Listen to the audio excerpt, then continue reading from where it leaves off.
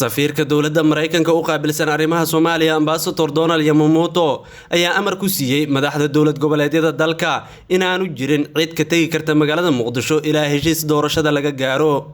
qoraal uu bartiisa Twitter ka soo dhigay isagoo uu sii adkeeyay war-saxaafadeedkii beesha caalamka ayuu ku sheegay in aanu fashil ku ahayn qiyaar loo baahan yahay isla markaana ay muhiim tahay in Muqdisho ay sii joogaan inta heshiis laga gaarayo.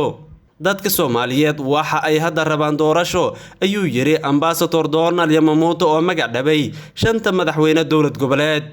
warar soo baxaya ayaa waxa ay sheegayaan in mid kamid ah madaxda dowlad goboleedyada xiriirka la leh filla Soomaaliya uu ku dooday inuu dib ugu laabanayo deegaankiisa, waxaana fariinta safiirka Mareykanku digniin u ahayd in Muqdisho lagu kala tago iyadoon heshiis lagu gaarin.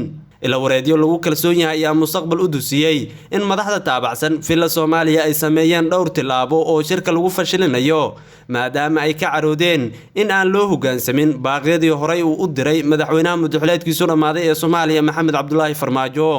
madaxweynayaasha dowlad goboleedyada dalka ayaa haatan ku wada sugan magaalada Muqdisho caasimadda dalka iyadoo madaxweynaha Koonfur Galbeed oo la sugayay uu maanta dib ugu soo laabtay magaalada Muqdisho.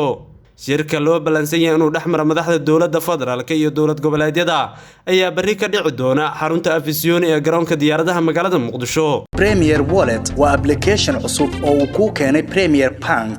faa'iidooyinka Premier Wallet waxaa ka mid ah waad iska diiwaangelin kartaa adigoo jooga goobtaada. dadkaan account-ka ku lahayn bangiga Premier waa ay iska diiwaangelin karaan Premier Wallet. dukaamada iyo ganacsiyada kala duwan ayaad wax uga iibsan kartaa. lacagaha waxbarashada, caafimaadka, korontada ayaad ku bixin kartaa.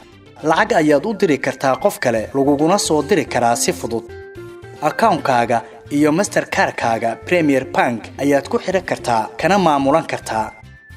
lacag ayaad ka dalban kartaa asxaabtaada ama waad ogolaan kartaa lacag laga soo dalbaday. dhaqdhaqaaqa lacagahaagana waad kala socon kartaa. ganacsiyadu waxa ay leeyihiin ab u gaar ah oo ay kala socon karaan xogta lacag bixinta macaamiishooda. inta ay in ka badanba ka hel abka Premier Wallet oo kala soo deg hadda Play Store-ka ama App Store-ka. Premier